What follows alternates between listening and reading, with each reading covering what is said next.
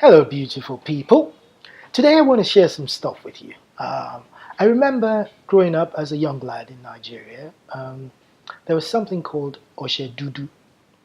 The name was so scary because Dudu means dark, like black, and it just was associated with all kinds of things that weren't like cool. But in particular, this soap was kind of mushy and it stained things, and it was locally made, so nobody liked it. So people would opt for the plusher, or so they thought, soaps.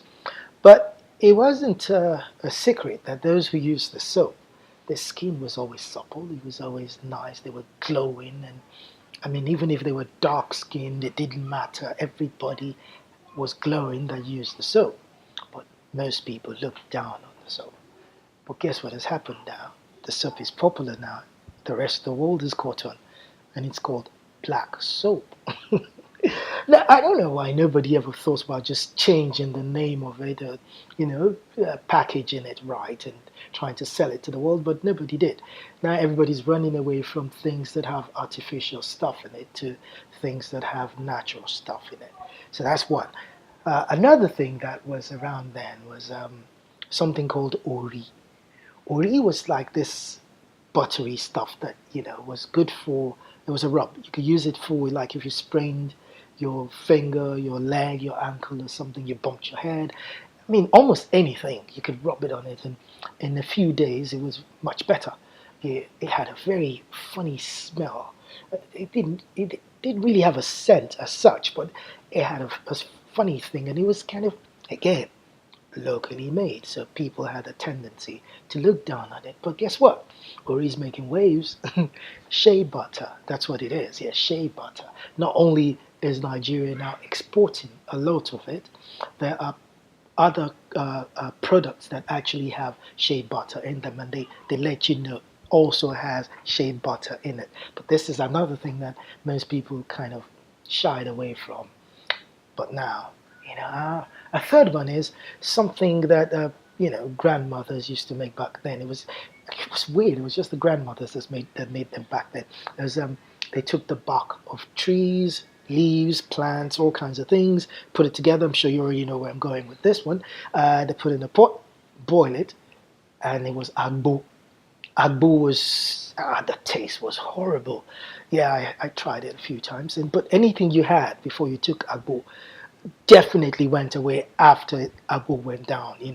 But locally, we've started making them now to the point where they have them for, even if you have issues with the other room. Yeah, they have an agbo for that. They have different agbos for different things. But the world is cut on, and they call it herbal tea. Yeah, herbal tea. But we didn't think about that. We didn't think about putting it into leaves and making the ingredients from the bark and the plants and the leaves and putting it into like tea bags. But hey, somebody else did it. So that's what, two or three? And then there was, what's the, have I done? Wait, I did. The shea butter, black tea, or black soap, and herbal tea. Okay, so then now there's one more thing. Now, if you remember, when I was younger, we had a butcher who used to come to the house with different things for my mum. And it wasn't anything special. It was the norm. Everybody had a butcher who would come around, if you didn't want to go to the market, But that would be gourmet butchers today. Well, when I went home, I hadn't been to Nigeria in like 28 years, and I like to cook, and I like to do things for myself. I'm not one of those guys who has to send someone or has to have someone do stuff for me. I used to drive myself. I didn't have a driver. But anyhow, I would go to the market. I remember the first time I went to the market, this was like amazing. I got to the market, and you can actually pick your own hen and have them. They had this hot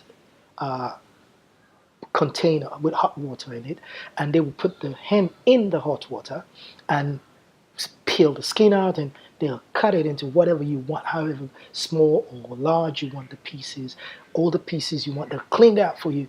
And really, they did this like for measly extra, or sometimes not extra charge, depending on how many you were getting.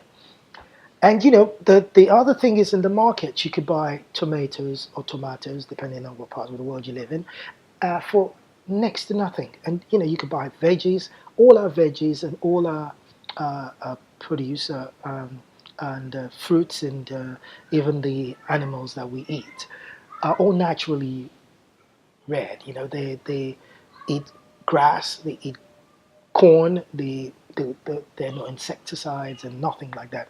So no two tomatoes are the same, unlike here where they all look uniform. So, but that's beautiful stuff, that we take for granted because it's just there. So, you could drive down the street and there's a lady selling fruits and veggies right in the corner and you could just buy what you want, all natural stuff. You didn't have to guess. Well, over here you have to go to Whole Foods because it's called organic and you pay out of your nose for that stuff. I'm in Whole Foods sometimes and I'm saying, what? For what? You must be kidding me when I look at some of the prices. And some people think it's like an elitist thing. Oh, I shop at Whole Foods. Yeah, you're dummy sometimes. But hey, you pay more for healthy stuff. Unfortunately, we didn't realize that we had the healthy stuff in Nigeria and it was all natural to us. Now it's organic and everybody's adding a premium to anything that's coming from there. Well, having said all that, the point I'm trying to make with all this is we didn't appreciate a lot of the things that we had because we looked down and thought they were local and thought they were easily accessible, and yet they were very, very, what's the word I'm looking for? They're very, very lucrative, and there was a lot of money and substance, wealth in those things. So look around you. What do you have? What talent, what gift, what access do you have to something that you may be taking for granted just because you've had it all your life or because you don't see anything to it? That could be of use to someone. That could even make a difference in your life. It could be that you write. Not necessarily that you should write a book, but maybe you should write journals. Maybe you should write speeches for people, governors, and a lot of them don't write their own stuff, or write a script, or write something else. Write for an advertising agency, or write for a pharmaceutical company. They want to put a brochure together. You could be the one to write it. But what is it that you have? Is it that you have wisdom and people come to you for advice and you don't think nothing of it? Maybe it's that you should set up an arena for people to always have access to the wisdom God has granted you.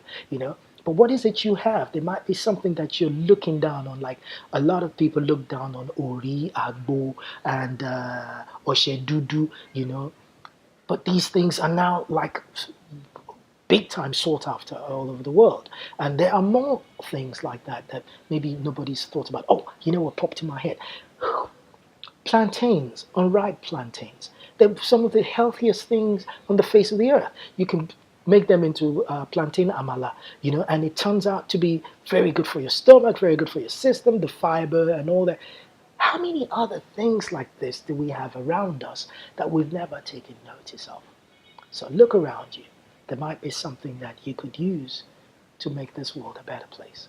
Thank you so much for listening and for taking the time out to watch this entire thing. God bless each and every one of you. Cheers.